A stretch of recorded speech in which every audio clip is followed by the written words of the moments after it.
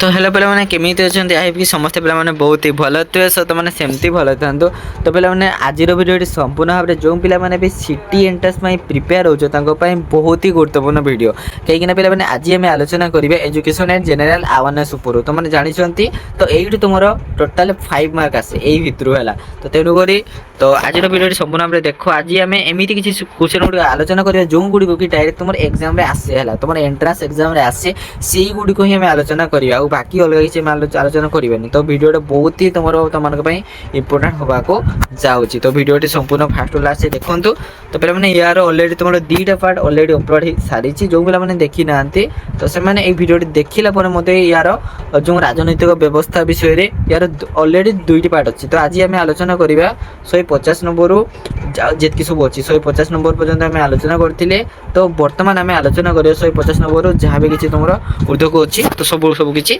देखिए तो चलो भिडियो संपूर्ण फुल देख एवं बुझ तो पे मैंने आम अलरेडी तुम 150 नंबर पर्यंत आलोचना करते बर्तमान देख 151 नंबरटा देखा देख एम मध्य किए प्रधानमंत्री को नियुक्ति करते तो देखो चार्टा सारा ऑप्शन अच्छी गोटे है उपराष्ट्रपति राष्ट्रपति संसद निर्वाचन आयोग तो एम मध्य किए प्रधानमंत्री को नियुक्ति करती तो पे यही क्वेश्चन तुम भावनी केवल सिटी आसो तो ना पे तुम जेकोसी एग्जाम प्रिपेयर कर ये क्वेश्चन गुड़ाक चारिड़े आसो है देख तो यार आंसर कर ऑप्शन नंबर बी राष्ट्रपति आमर किए प्रधानमंत्री को नियुक्ति करते ना राष्ट्रपति प्रधानमंत्री को नियुक्ति करते है राष्ट्रपति लोकसभा को केते जन आंगोल भारतीय को मनोनीत करते केते जन के ना आमर राष्ट्रपति लोकसभा को केते जन ना मन रख 152 number answer yo option number A है कि 2 जन तापर देखो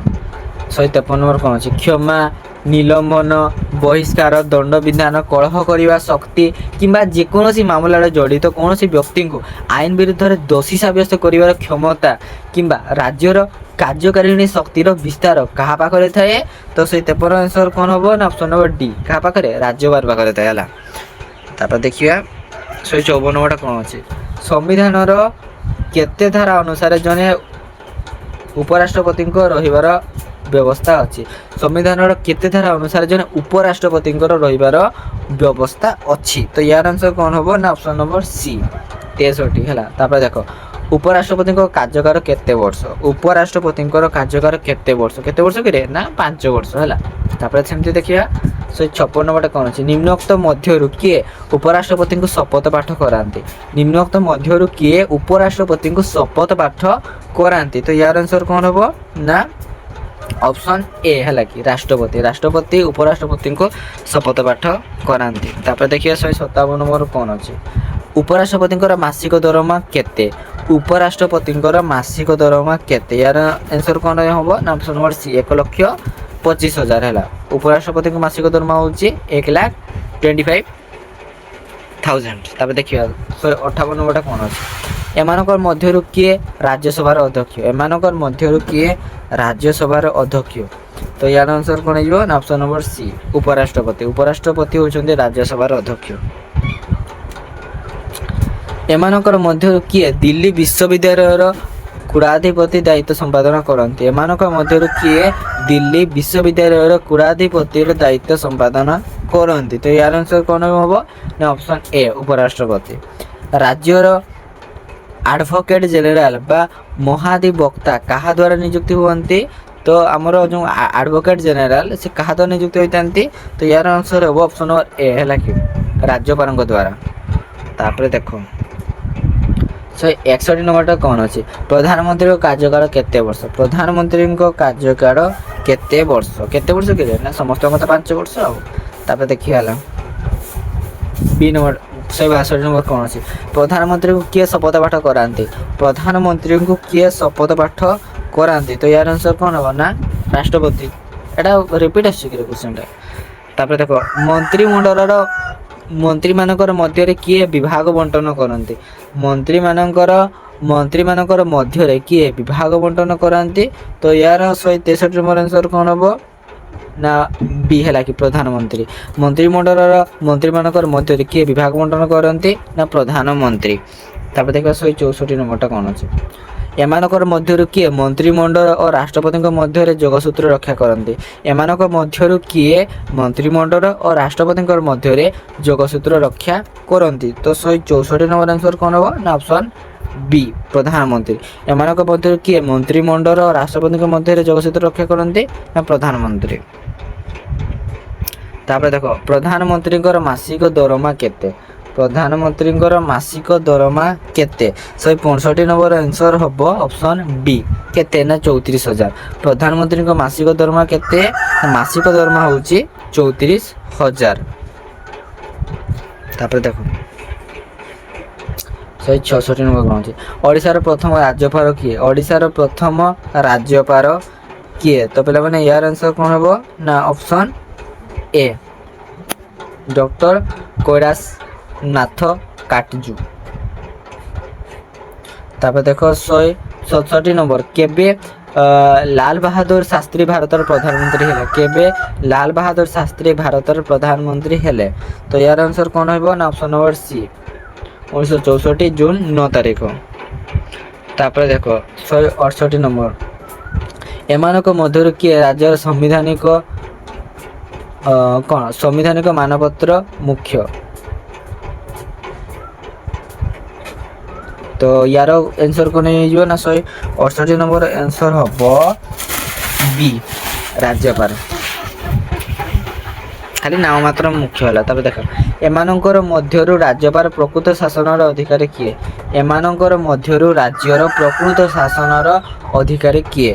169 ନମ୍ବର ଆନ୍ସର କ'ଣ ହେବ ନା ମୁଖ୍ୟମନ୍ତ୍ରୀ। ସମ୍ବିଧାନର କେତେ ଧାରା ଅନୁସାରେ ପ୍ରତ୍ୟେକ ରାଜ୍ୟର ଜଣେ ରାଜ୍ୟପାଳ ରହିବେ? ସମ୍ବିଧାନର କେତେ ଧାରା ଅନୁସାରେ ପ୍ରତ୍ୟେକ ରାଜ୍ୟରେ ଜଣେ ରାଜ୍ୟପାଳ ରହିବେ? ତ 170 ନମ୍ବର ଆନ୍ସର କ'ଣ ହେବ ନା ଅପସନ୍ ସି 153 ଧାରା। ତାପରେ ଦେଖ 171 ଧାରା କ'ଣ ଅଛି?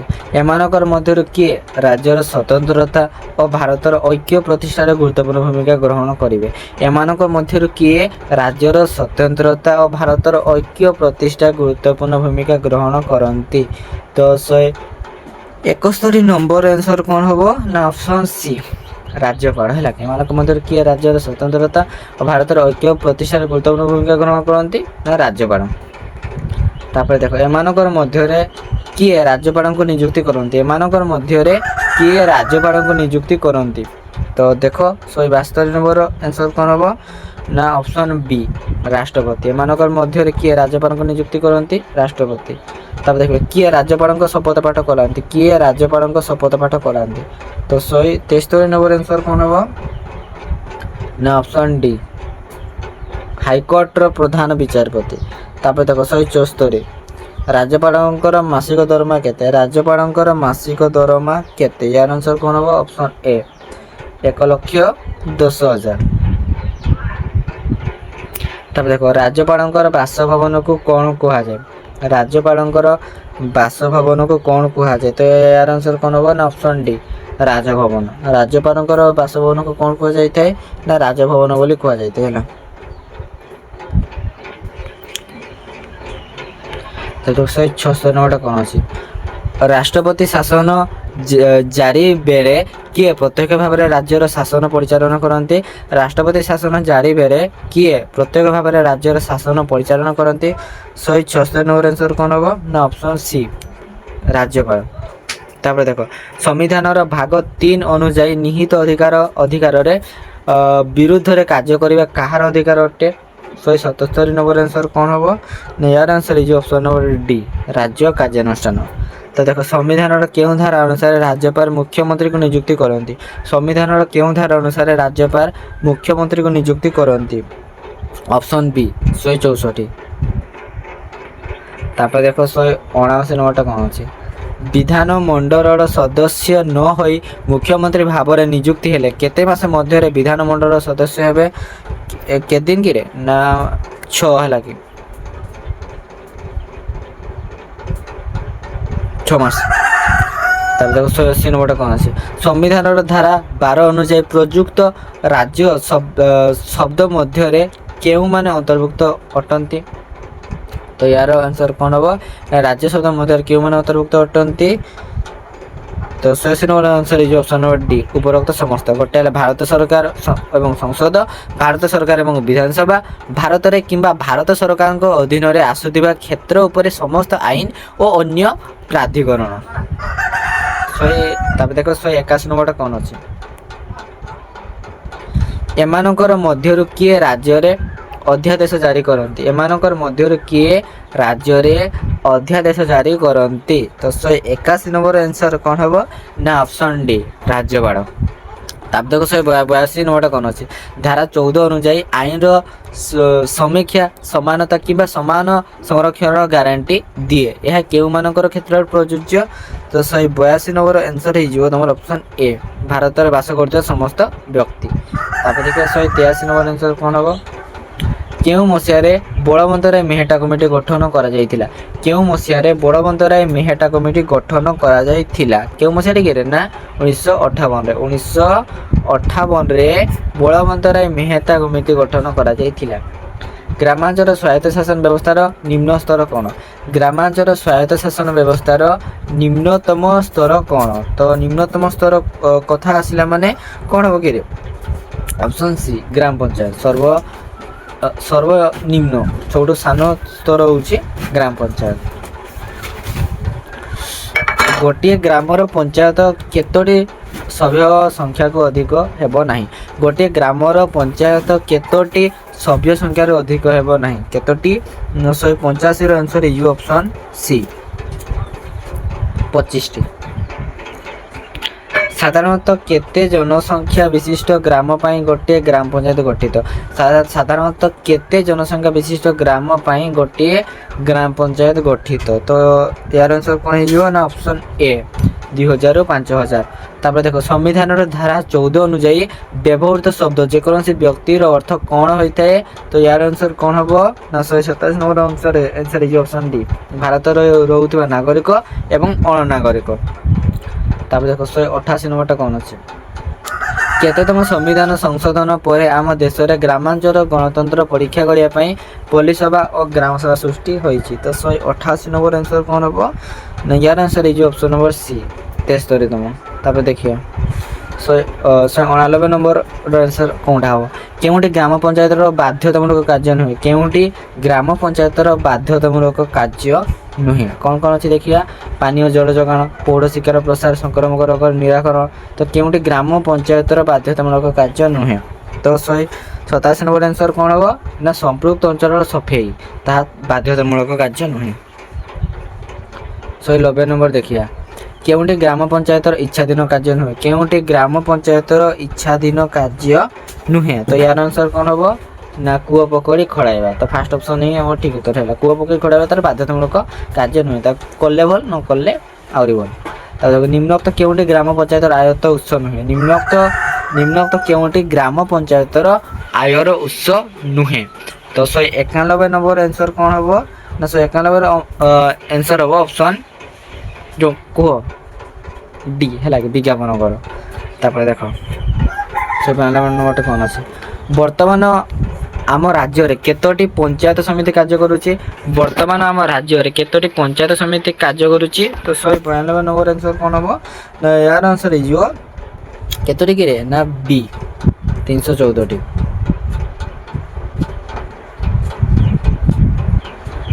ତାପରେ ଦେଖ 193 ନମ୍ବରଟା କ'ଣ ଅଛି। ପ୍ରତି ପଞ୍ଚାୟତ ସମିତିରେ ଗ୍ରାମ ପଞ୍ଚାୟତ ସଂଖ୍ୟାର କେତେ ଅଂଶ ସ୍ଥାନ ମହିଳାମାନଙ୍କ ପାଇଁ ସଂରକ୍ଷିତ ରହିଛି? କେତେ ଅଂଶ କିରେ ନା 193ର ଆନ୍ସର ହେଉଛି ଆମର ଏ 1.3 ସରି 1/3 ଭାଗ ଅଂଶ ମହିଳାମାନଙ୍କ ପାଇଁ ସଂରକ୍ଷିତ ରହିଛି। ଦେଖ 194 ନମ୍ବରଟି କ'ଣ ଅଛି। ପଞ୍ଚାୟତ ସମିତିର କାର୍ଯ୍ୟକାଳ କେତେ ବର୍ଷ? ପଞ୍ଚାୟତ ସମିତିର କାର୍ଯ୍ୟକାଳ କେତେ ବର୍ଷ? 194। ୟାର ଆନ୍ସର କରିଯିବ ନା ଅପସନ୍ ବି 5 ହେଲା। ପଞ୍ଚାୟତ ସମିତିର କାର୍ଯ୍ୟକାଳ କେତେ ବର୍ଷ ନା 5 ବର୍ଷ। ତାପରେ ଦେଖ କିଏ ପଞ୍ଚାୟତ ସମିତିର ବୈଠକ ଆହ୍ୱାନ କରନ୍ତି, ଏଥିରେ ଅଧ୍ୟକ୍ଷତା କରନ୍ତି? କିଏ ପଞ୍ଚାୟତ ସମିତି ବୈଠକ ଆହ୍ୱାନ କରନ୍ତି ଓ ଏଥିରେ ଅଧ୍ୟକ୍ଷତା କରନ୍ତି? ତ 195ର ଆନ୍ସର କ'ଣ ହେବ ନା ୟାର ଆନ୍ସର ହେଇଯିବ ଅପସନ୍ ନମ୍ବର ବି ଚେୟାରମ୍ୟାନ୍। ତାପରେ ଦେଖ ନିମ୍ନୋକ୍ତ ମଧ୍ୟରୁ କେଉଁଟି ପଞ୍ଚାୟତ ସମିତିର କାର୍ଯ୍ୟ ନୁହେଁ? ନିମ୍ନୋକ୍ତ ମଧ୍ୟରୁ କେଉଁଟି ପଞ୍ଚାୟତ ସମିତିର କାର୍ଯ୍ୟ ନୁହେଁ? କାର୍ଯ୍ୟଗୁଡ଼ିକ ଦେଖିବା ଗ୍ରାମ ପଞ୍ଚାୟତ କାର୍ଯ୍ୟ ତଦାରଖ, ପଞ୍ଚାୟତ ସମିତି ବାର୍ଷିକ ବ୍ୟୟର ଅଟକଳ ପ୍ରସ୍ତୁତ, ପ୍ରାଥମିକ ଶିକ୍ଷାର ପରିଚାଳନା ନିୟନ୍ତ୍ରଣ, ମହିଳା ସମିତି ଗଠନ। କୋଉଟା ହବ 196 ଆନ୍ସର ହେଇଯିବ ଅପସନ୍ ନମ୍ବର ଡି, ଯୋଉଟାକି ମହିଳା ସମିତି ଗଠନ। ତାପରେ ସେମିତି ଦେଖ 197 ନମ୍ବରଟା କ'ଣ ଅଛି? କେଉଁଟି ପଞ୍ଚାୟତ ସମିତିର ଆୟର ଉତ୍ସ ନୁହେଁ? କେଉଁଟି ପଞ୍ଚାୟତ ସମିତିର ଆୟର ଉତ୍ସ ନୁହେଁ? ତ 197 ଆନ୍ସର କ'ଣ ହେଇଯିବ ନା ଅପସନ୍ ନମ୍ବର ଡି, ଗାଁ ପୋଖରୀ ନିଲାମରୁ ଆୟ। ଗାଁ ପୋଖରୀ ନିଲାମରୁ ଆୟ ହେଉଛି ପଞ୍ଚାୟତ ସମିତିର ଆୟର ଉତ୍ସ ନୁହେଁ। ତାପରେ ଦେଖ 198 ନମ୍ବରଟା କ'ଣ ଅଛି? ନିମ୍ନୋକ୍ତ ମଧ୍ୟରୁ ପଞ୍ଚାୟତି ରାଜ ବ୍ୟବସ୍ଥାର ଶୀର୍ଷ ସମାନ କେଉଁଠି? ପଞ୍ଚାୟତି ରାଜ ବ୍ୟବସ୍ଥାର ଶୀର୍ଷ ସମାନ କୋଉଟାକିରେ ନା 198 ନମ୍ବର ଆନ୍ସର ହେଇଯିବ ଅପସନ୍ ସି, ଜିଲ୍ଲା ପରିଷଦ। ଜିଲ୍ଲା ପରିଷଦ, ପଞ୍ଚାୟତ ସମିତି, ଗ୍ରାମ ପଞ୍ଚାୟତ। ତାପରେ ଦେଖିବା ତୁମର କେତେ ନମ୍ବରଟା କିରେ 199 ନମ୍ବରଟା କ'ଣ ହେବ? 1951 କେତେ ଅଛି ଟିକେ ଦେଖାଯାଉନି ହେଲା। 1951 ମସିହାରେ ଓଡ଼ିଶାରେ କେତୋଟି ଜିଲ୍ଲା ଥିଲା? 1951 ମସିହାରେ ଓଡ଼ିଶାରେ କେତୋଟି ଜିଲ୍ଲା ଥିଲା? ୟାର ଆନ୍ସର କ'ଣ ହେବ ନା ଅପସନ୍ ଏ, 13ଟି ଜିଲ୍ଲା ଥିଲା। ଜିଲ୍ଲା ପରିଷଦ ବୈଠକ ପ୍ରତିବର୍ଷ ଅନ୍ୟୁନ କେତେ ଥର ବସେ? ଜିଲ୍ଲା ପରିଷଦ ବୈଠକ ପ୍ରତିବର୍ଷ ଅନ୍ୟୁନ କେତେ ଥର ବସେ? ତ 200 ନମ୍ବର ଆନ୍ସର କ'ଣ ହେଇଯିବ ନା ୟାର ଆନ୍ସର ହେବ ଅପସନ୍ ଡି, ଯେଉଁଟାକି 4 ଥର। ଜିଲ୍ଲା ପରିଷଦ ବୈଠକ ବର୍ଷ କେତେ ଥର ବସେ ନା 4 ଥର ବସେ। ତାପରେ ଦେଖିବା 201 ନମ୍ବର ହେଲା, ଜିଲ୍ଲା ପରିଷଦର ମୁଖ୍ୟଙ୍କୁ କ'ଣ କୁହାଯାଏ? ଜିଲ୍ଲା ପରିଷଦର ମୁଖ୍ୟଙ୍କୁ କ'ଣ କୁହାଯାଏ? ତ ୟାର ଆନ୍ସର କ'ଣ ହେବ ନା ଅପସନ୍ ବି, ଚେୟାରମ୍ୟାନ୍ କୁହାଯାଏ। ଜିଲ୍ଲା ପରିଷଦ ମୁଖ୍ୟଙ୍କୁ କ'ଣ କୁହାଯାଏ? ଚେୟାରମ୍ୟାନ୍ ବୋଲି କୁହାଯାଇଥାଏ। ଜିଲ୍ଲା ପରିଷଦର ଅଧ୍ୟକ୍ଷ ନିର୍ବାଚନ ପରେ କେତେ ଦିନ ପରେ ଉପାଧ୍ୟକ୍ଷ ନିର୍ବାଚନ ପାଇଁ ବୈଠକ ବସେ? ଜିଲ୍ଲା ପରିଷଦର ଅଧ୍ୟକ୍ଷ ନିର୍ବାଚନ ପରେ କେତେ ଦିନ ପରେ ଉପାଧ୍ୟକ୍ଷ ନିର୍ବାଚନ ପାଇଁ ବୈଠକ ବସେ? ତ 202 ନମ୍ବର ଆନ୍ସର କ'ଣ ହେଇଯିବ ଅପସନ୍ ସି, 30। ତାପରେ ଦେଖ ଅନ୍ୟୁନ କେତେ ଲୋକ ସଂଖ୍ୟା ଥିବା ସହରରେ ନିଗମ ଗଠିତ ହୁଏ? ଅନ୍ୟୁନ କେତେ ଲୋକ ସଂଖ୍ୟା ଥିବା ସହରରେ ନିଗମ ଗଠିତ ହୁଏ? ତ ନିଗମ କେତେଟା ଗଠିତ ହୁଏ ନା ତୁମର ଯୋଉଠିକି 1 ଲକ୍ଷରୁ ଅଧିକ ଜନସଂଖ୍ୟା ଥିବେ ସେଇଠି। ତାପରେ ଦେଖ ଏମାନଙ୍କ ମଧ୍ୟରୁ କେଉଁଠି ଏକ ନିଗମ? ଏମାନଙ୍କ ମଧ୍ୟରୁ କେଉଁଠି ଏକ ନିଗମ? ପୁରୀ, ବାଲେଶ୍ୱର, କଟକ, ଖୋର୍ଦ୍ଧା। କୋଉଟା ହେବ ଜଲ୍ଦି କୁହ? 204 ନମ୍ବର ଆନ୍ସର ତ ଅପସନ୍ ସି, କଟକ। ଏମାନଙ୍କ ମଧ୍ୟରୁ କଟକ ହେଉଛି ଗୋଟେ ନିଗମ। କଟକ ଭୁବନେଶ୍ୱରରୁ କେବେଠୁ ନିଗମ ରୂପେ ଘୋଷଣା କରାଯାଇଛି? କଟକ ଭୁବନେଶ୍ୱରକୁ କେବେଠୁ ନିଗମ ରୂପେ ଘୋଷଣା କରାଯାଇଛି? ତ 205 ଆନ୍ସର କ'ଣ ହେଇଯିବ ନା ଅପସନ୍ ବି, 1994 ଅଗଷ୍ଟ 15 ତାରିଖ ଠାରୁ। ଧାରା 15(1) ଅନୁଯାୟୀ ନାଗରିକଙ୍କ ବିରୁଦ୍ଧରେ ଭେଦଭାବ କରିବାକୁ ରାଜ୍ୟ କେଉଁଠିକୁ ବାରଣ କରିଛି? କେଉଁଠିକୁ ବାରଣ କରିଛି କହିଲେ ନା 206 ନମ୍ବର ଆନ୍ସର ହେବ ଡି, ପରୋକ୍ତ ସମସ୍ତ। ଗୋଟେ ହେଲା ଧର୍ମ, ଜାତି କିମ୍ବା ଜାତିଭିତ୍ତିକ, ଲିଙ୍ଗ, ଜନ୍ମ ସ୍ଥାନ, ମାନେ ଭେଦଭାବ ଯେମିତି ନ କରିବା ସେଥିପ୍ରତି ସମ୍ବିଧାନ ଆଇନ ଜାରି କରିଛି ହେଲା। ତାପରେ ଦେଖିବା କାଉନସିଲ ମାନଙ୍କ କାର୍ଯ୍ୟକାଳ କେତେ ବର୍ଷ ମଧ୍ୟରେ ସୀମିତ? କାଉନସିଲ ମାନଙ୍କ କାର୍ଯ୍ୟକାଳ କେତେ ବର୍ଷ ମଧ୍ୟରେ ସୀମିତ? ତ 207 ନମ୍ବର ଆନ୍ସର ହେବ କ'ଣ? ଏ, 5ରୁ 6। ତାପରେ ଦେଖ ନିଗମର ପ୍ରକୃତ ଶାସନ ପରିଚାଳନା ପାଇଁ ରାଜ୍ୟ ସରକାର ଦ୍ୱାରା କିଏ ନିଯୁକ୍ତ ହୋଇଥାନ୍ତି? ନିଗମର ପ୍ରକୃତ ଶାସନ ପରିଚାଳନା ପାଇଁ ରାଜ୍ୟ ସରକାରଙ୍କ ଦ୍ୱାରା କିଏ ନିଯୁକ୍ତି ହୋଇଥାନ୍ତି? ତ 208 ନମ୍ବର ଆନ୍ସର କ'ଣ ହେବ ନା ଅପସନ୍ ଏ, କମିଶନର ହେଲା। ତାପରେ ଦେଖ 209 ନମ୍ବର କ'ଣ ଅଛି? 209 ନମ୍ବର ସଠିକ ଉତ୍ତର ବାଛନ୍ତୁ। ତ ଏତିକି କିଛି ଦେଇଛି, ତ କୋଉଟା ହେବ ଏତିକି ଭିତରୁ ଠିକ୍? ଜଲ୍ଦି ପଢ଼। 209 ନମ୍ବରଟା ହେଲା ଆନ୍ସରଟା ଜଣା କୋଉଟା ହେବ? କହିଦେଉଛି ହେଲା, ଲେଟ୍ ହେବ। ବି, ତା ହେଉଛି ଧାରା 15 ଅନୁଯାୟୀ ରାଜ୍ୟରେ ମହିଳା ଏବଂ ଶିଶୁଙ୍କ ପାଇଁ ପ୍ରାବଧାନ କରିବା ପାଇଁ ଅଧିକାର। ତାପରେ ଦେଖ 210 ନମ୍ବରଟା କ'ଣ ହେବ? ନିମ୍ନୋକ୍ତ ମଧ୍ୟରୁ କେଉଁଟି ନିଗମର ବାଧ୍ୟତାମୂଳକ କାର୍ଯ୍ୟ ନୁହେଁ? ନିମ୍ନୋକ୍ତ ମଧ୍ୟରୁ କେଉଁଟି ନିଗମର ବାଧ୍ୟତାମୂଳକ କାର୍ଯ୍ୟ ନୁହେଁ? ତ 210 ନମ୍ବର ଆନ୍ସର କୋଉଟା ହେବ ନା 210 ନମ୍ବର ଆନ୍ସର ହେବ ଅପସନ୍ ଡି, ଯେଉଁଟାକି ଧନ୍ଦାମୂଳକ ଶିକ୍ଷାର ପ୍ରସାର।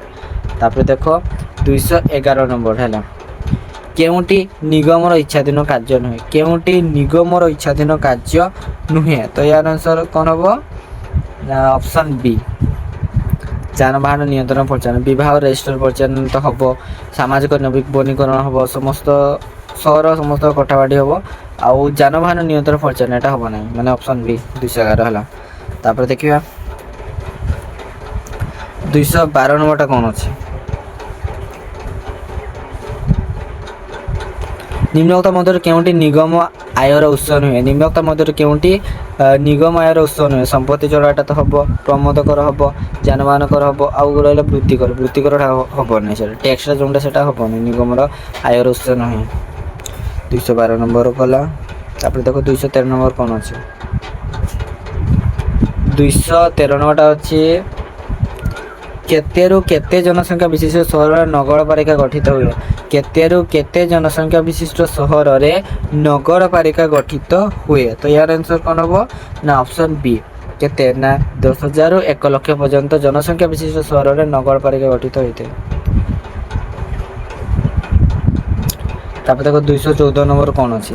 ଧାରା 15 ଅନୁଯାୟୀ ରାଜ୍ୟ ପାଇଁ କୌଣସି ବିଶେଷ ପ୍ରାବଧାନର ଅନୁମତି ଦିଏ ନାହିଁ, କାରଣ କ'ଣ? ତ ଏହାର କାରଣ କ'ଣ? 214 ନମ୍ବର ଆନ୍ସର୍ କ'ଣ ହେଇଯିବ ନା ଅପସନ୍ ଡି, ଆର୍ଥିକ ଦୃଷ୍ଟିରୁ ପଛୁଆ ବର୍ଗ। ତାପରେ ଦେଖ 215 ନମ୍ବରଟା କ'ଣ ଅଛି ହେଲା। ଆମ ରାଜ୍ୟରେ ଯେକୌଣସି ପୌର ସଂସ୍ଥାର କେତୋଟିର ଅଧିକ ୱାର୍ଡ ରହିବ ନାହିଁ?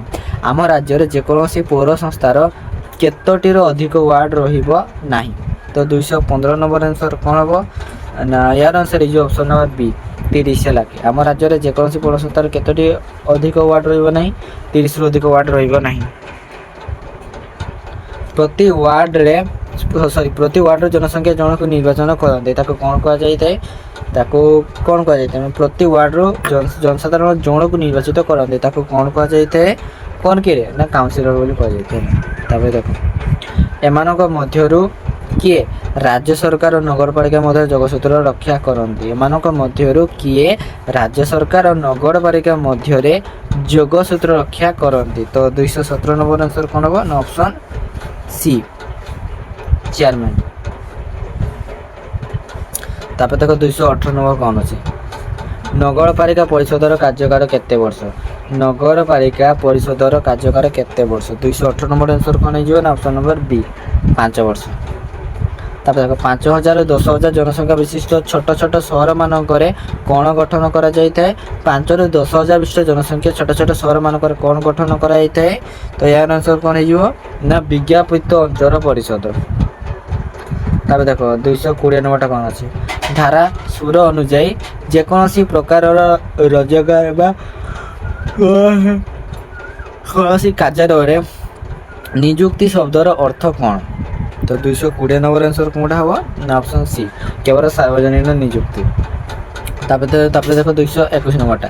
ବିଜ୍ଞାପିତ ଅଞ୍ଚଳ ପରିଷଦର କାର୍ଯ୍ୟକାଳ କେତେ ବର୍ଷ? ବିଜ୍ଞାପିତ ଅଞ୍ଚଳ ପରିଷଦର କାର୍ଯ୍ୟକାଳ କେତେ ବର୍ଷ? କେତେ ବର୍ଷ କେରେ ନା 5 ବର୍ଷ।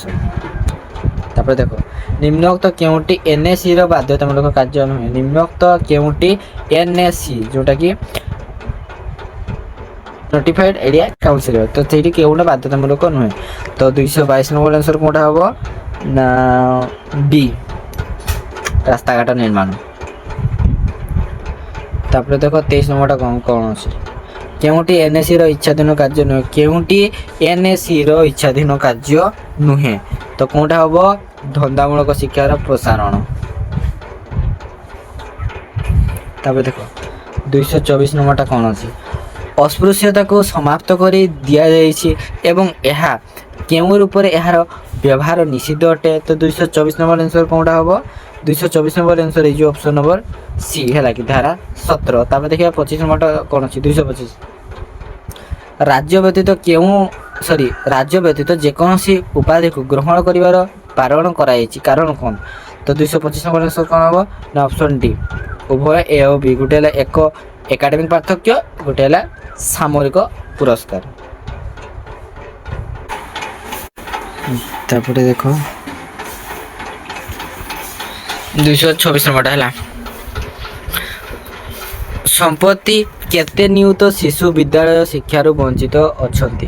ସମ୍ପ୍ରତି କେତେ ନିୟୁତ ଶିଶୁ ବିଦ୍ୟାଳୟ ଶିକ୍ଷାରୁ ବଞ୍ଚିତ ଅଛନ୍ତି? ତ 226 ନମ୍ବର ଆନ୍ସର୍ କୋଉଟା ହେବ ଅପସନ୍ ଡି, 3ରୁ କେତେ 3.8 ତାପରେ ଦେଖିବା 227 ନମ୍ବର ନିମ୍ନୋକ୍ତ ମଧ୍ୟରୁ କାହାକୁ ଉପାଧି ବୋଲି ବିବେଚନ କରାଯାଏ ନା ଏତିକି ଅଛି କୋଉଟା ଉପାଧି ନୁହେଁ ହେଲା ଗୋଟେ ହେଲା ଭାରତ ରତ୍ନ ପଦ୍ମ ବିଭୂଷଣ ପଦ୍ମଭୂଷଣ ଆଉ ଗୋଟେ ଉପରୋକ୍ତ ସମସ୍ତ ତ 227 ନମ୍ବର ଆନ୍ସର କୋଉଟା ହବ ଉପରୋକ୍ତ ସମସ୍ତ ଉପାଧି ବୋଲି ବିବେଚନା କରାଯାଏ ନା ତାପରେ ଦେଖ ୟୁଏନଓ ମିଳିତ ଜାତିସଂଘ କେବେ ଗଠନ କରାଯାଇଥିଲା ୟୁଏନଓ ମିଳିତ ଜାତିସଂଘ କେବେ ଗଠନ କରାଯାଇଥିଲା ତ ୟାର ଆନ୍ସର କ'ଣ ହବ ନା ଅପସନ୍ ଏ 1945 ତାପରେ ଦେଖ ଧାରା 19 ଅନୁଯାୟୀ ଅଧିକାର ଗୁଡ଼ିକ ହେଉଛି ଧାରା 19 ଅନୁଯାୟୀ ଅଧିକାର ଗୁଡ଼ିକ ହେଉଛି ତ ଦେଖ ଚାରିଟା ଅଛି କୋଉଟା ଗୋଟେ ଭାରତର ନାଗରିକଙ୍କ ପାଇଁ ଉପଲବ୍ଧ ଆଉ ଗୋଟେ ହେଲା ବି ରେ ଭାରତର ସମସ୍ତ ବ୍ୟକ୍ତିଙ୍କ ପାଇଁ ଉପଲବ୍ଧ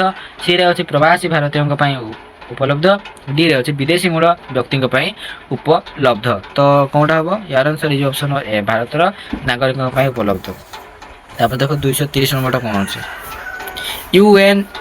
UNICEF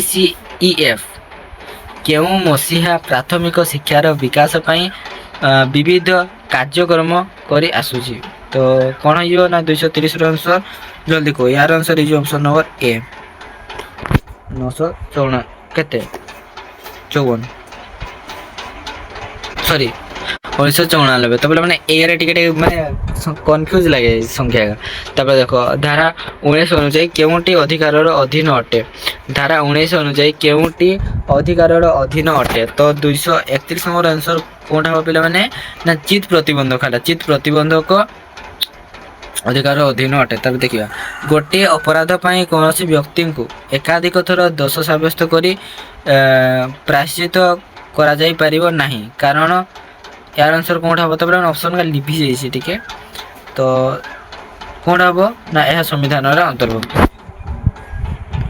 तापर देखो हला 233 नंबरटा कोन अछि एमानक मध्यरु केउटी केउ संगठनटी सभ्य राष्ट्र मानकर स्वास्थ्य मंत्री मानक सहित मिसी करी स्वास्थ्य संपर्कित विभिन्न कार्यक्रम करिथाय तो 233 नंबर आंसर कोनटा हबो ना option A World Health Organization तापर देखो केतोटी गृहर अनास्था प्रस्ताव गृहीत करा जाय प्रधानमंत्री को पदच्युत करा जाय पारिबो तो कोन हबो ना 200 केते नंबर के 34 नंबर आंसर कोन हबो ना यार answer is option number B Lok Sabha तापर देखो केउंटी राष्ट्रपति को क्षमतार अंतर्भुक्त नुहे केउंटी राष्ट्रपति को क्षमतार अंतर्भुक्त नुहे कोनटा हबो ना ऑप्शन नंबर डी हैला ए समस्त गोटे हैला कूटनैतिक क्षमता न्यायिक क्षमता सामरिक क्षमता तो देखो संविधान केउ धारा अनुसार मुख्यमंत्री को नेतृत्व एक मंत्री परिषद गठित होता है तो 136 नंबर आंसर कोनटा हबो 136 नंबर आंसर हबो ऑप्शन डी जोटा कि 163 ताब देखो राज्य मंत्री परिषद मुख्य को कौन कह जाए राज्य मंत्री परिषद मुख्य को कौन कह जाए तो 137 number answer is option C मुख्यमंत्री ताब देखो भारतर शीर्ष न्यायालय को कौन कह जाए भारतर शीर्ष न्यायालय को कौन कह जाए तो 138 नंबर आंसर कौन हम ऑप्शन सी सुप्रीम कोर्ट तापर देखो 249 नंबर टी कौन अच्छी निम्नोक्त मध्य केउं धारा अनुसार प्रत्येक राज्य रे गोटे हाईकोर्ट रहिबो निम्नोक्त मध्य केउं धारा अनुसार प्रत्येक राज्य रे गोटे हाईकोर्ट रहिबो तो 239 नंबर आंसर कोनटा हबो ना ऑप्शन डी 214 तापर देखो हला 240 नंबरटा कोन अछि कोनोसी अपराध रे दोषी साब्यस्त व्यक्ति निजर विरुद्ध रे साक्षी देबाक बाध्य करा जाय पारिबो नाही कारण कोन तो बेला माने 240 नंबर आंसर कोनटा हबो ना भारतर संविधान अंतर्भुक्त तापर देखो 241 नंबर कौन अच्छे देवानंद प्रियदर्शी नाम किए परिचित तो मैंने प्राय समस्त कही पारे देवानंद प्रियदर्शी किए ऑप्शन नंबर डी सम्राट अशोक को देवानंद प्रियदर्शी बोली कह जाए है तापर देखो खलासार प्रतिष्ठाता नाम कौन खलासार प्रतिष्ठाता किए यार ऑप्शन नंबर ए गुरु गोविंद सिंह खलासार प्रतिष्ठाता तापर देखिए କୌଣସି ବ୍ୟକ୍ତି ଆଇନ ଅନୁଯାୟୀ ଦଣ୍ଡିତ ହେଲେ ସେହି ବ୍ୟକ୍ତିଙ୍କୁ ସେହି ଦଣ୍ଡବିଧାନର ଦଣ୍ଡଠାରୁ ଅଧିକ ଦଣ୍ଡ ଦିଆଯାଇପାରିବ ନାହିଁ, କାରଣ ଆଇନ ଅନୁସାରେ ସେହି ସମୟରେ ପାଇଥିବା ଦଣ୍ଡ ହିସାବରେ ମିଳିବ। ଏହା ମାନେ କେଉଁଠି ଉଲ୍ଲିଖିତ ଅଛି? 243 ନମ୍ବର ଆନ୍ସର କେଉଁଟା ହେବ? ଅପସନ୍ ନମ୍ବର ଏ, ନା ଭାରତର ସମ୍ବିଧାନରେ ଅନ୍ତର୍ଭୁକ୍ତ। ତାପରେ ଦେଖିବା 284 ନମ୍ବରଟା କ'ଣ ଅଛି? ସମ୍ବିଧାନର ଧାରା 21 ଅନ୍ତର୍ଗତ ହୋଇଥିବା ଜୀବନ ଏବଂ ବ୍ୟକ୍ତିଗତ ସ୍ୱତନ୍ତ୍ରତାର ସଂରକ୍ଷଣ କ'ଣ? ସମ୍ବିଧାନର ଧାରା 21 ଅନ୍ତର୍ଗତ ହୋଇଥିବା ଜୀବନ ଏବଂ ବ୍ୟକ୍ତିଗତ ସ୍ୱତନ୍ତ୍ରତାର ସଂରକ୍ଷଣ କ'ଣ? ତ 284 ନମ୍ବର ଆନ୍ସର କ'ଣଟା ହେବ? ଅପସନ୍ ଏ, ସାମ୍ବିଧାନିକ ଅଧିକାର। ତାପରେ ଦେଖ 245 ନମ୍ବରଟି କ'ଣ ଅଛି ହେଲା? ଆଇଏନ୍ ର ପ୍ରତିଷ୍ଠାତା କିଏ? ଆଇଏନ୍ ର ପ୍ରତିଷ୍ଠାତା କିଏ? ଆଇଏନ୍ଏ ର ପ୍ରତିଷ୍ଠାତା କିଏ? ତ 245 ନମ୍ବର ଆନ୍ସର କ'ଣଟା ହେବ? Option C, Netaji Subhash Chandra Bose. ତାପରେ ଦେଖ, ତାପରେ ତୁମର 246 ନମ୍ବର ପଳେଇ ଆସିଲା, କ'ଣ ଅଛି ନା ବଙ୍ଗର ପ୍ରାଚୀନ ନାମ କ'ଣ? ବଙ୍ଗର ପ୍ରାଚୀନ ନାମ କ'ଣ? ତାପରେ ମାନେ ବଙ୍ଗର ପ୍ରାଚୀନ ନାମ ଆସିଲା ମାନେ କ'ଣ ଆସିଯିବ? ନା ଅପସନ୍ ନମ୍ବର ବି, ଗୌଡ଼। ବଙ୍ଗର ପ୍ରାଚୀନ ନାମ ଗୌଡ଼। କେଉଁ ମୋଗଲ ସମ୍ରାଟ ଜମିର ବାର୍ଷିକ ମାପ ପ୍ରଥା ପ୍ରଚଳନ କରିଥିଲେ? କେଉଁ ମୋଗଲ ସମ୍ରାଟ ଜମିର ବାର୍ଷିକ ମାପ ପ୍ରଥା ପ୍ରଚଳନ କରିଥିଲେ? ତ 247 ନମ୍ବର ଆନ୍ସର କ'ଣଟା ହେବ? ନା ଅପସନ୍ ନମ୍ବର ଡି ହେଲା କି, ବେଙ୍ଗିଜ ଖାଁ। ତାପରେ ଦେଖ ଧାରା 31 ଅନୁଯାୟୀ ଜୀବନର ଅଧିକାର ପ୍ରଦୂଷଣ ମୁକ୍ତ ଜଳର ଉପଭୋଗ କରିବାର ଅଧିକାର ଏହା କେଉଁ ସିଦ୍ଧାନ୍ତ ତନ୍ତ୍ର ଅନ୍ତର୍ଭୁକ୍ତ କରେ? ତ ମାନେ ଏଇଟା ଟିକେ ଧାରାଟା ଦେଖାଯାଉନି, ତ ୟାର ଆନ୍ସର କେଉଁଟା ହେବ କମେଣ୍ଟ ସେକ୍ସନରେ କୁହନ୍ତୁ। ତ ମୁଁ ଖାଲି ଆନ୍ସରଟା କହିଦେଉଛି ହେଲା। ତ 248 ନମ୍ବର ଆନ୍ସର ହେବ ଅପସନ୍ ଏ, ଡିଏଲ୍ ୱାଡେରା ବନାମ ୟୁନିୟନ ଅଫ୍ ଇଣ୍ଡିଆ। ତାପରେ ଦେଖ 249 ନମ୍ବରଟା କ'ଣ ହେବ? ମୁସଲିମ ଲିଗ୍ର ପ୍ରତିଷ୍ଠାତା କିଏ? ମୁସଲିମ ଲିଗ୍ର ପ୍ରତିଷ୍ଠାତା କିଏ? ତ ୟାର ଆନ୍ସର କ'ଣଟା ହେବ? କ'ଣ? ନବାବ ସମିଉଲ୍ଲା ଖାଁ। ନବାବ ସମିଉଲ୍ଲା ଖାଁ ହେଉଛନ୍ତି ମୁସଲିମ ଲିଗ୍ର ପ୍ରତିଷ୍ଠାତା। ତାପରେ ଦେଖିବା କେଉଁ ନଦୀ କୂଳରେ ଯଯାତି କେଶରୀ 10ଟି ଅଶ୍ୱମେଧ ଯଜ୍ଞ କରିଥିଲେ? କେଉଁ ନଦୀ କୂଳରେ ଯଯାତି କେଶରୀ 10ଟି ଅଶ୍ୱମେଧ ଯଜ୍ଞ କରିଥିଲେ? କେଉଁ ନଦୀ କୂଳରେ?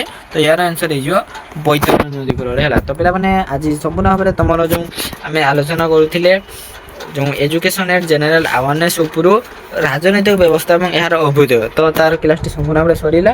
ନେକ୍ସଟ ଆମେ ତୁମର ଆଲୋଚନା କରିବା ଯେଉଁ ଅନେକ ସାରା ଅଛି ତୁମର ଆହୁରି 2-3ଟା କ୍ଲାସ୍ ହେବ ଦୈନନ୍ଦିନ ସୂଚନା ବିଷୟ ଜେନେରାଲ ଇନଫର୍ମେସନ୍। ତ ୟା ପରବର୍ତ୍ତୀ ଭିଡ଼ିଓ ମାଧ୍ୟମରେ ଆମେ ଆଲୋଚନା କରିବା। ତ ଭିଡ଼ିଓଟିକୁ ସମ୍ପୂର୍ଣ୍ଣ ଭାବରେ ଦେଖିଥିବାରୁ ଧନ୍ୟବାଦ। ଜୟ ଜଗନ୍ନାଥ।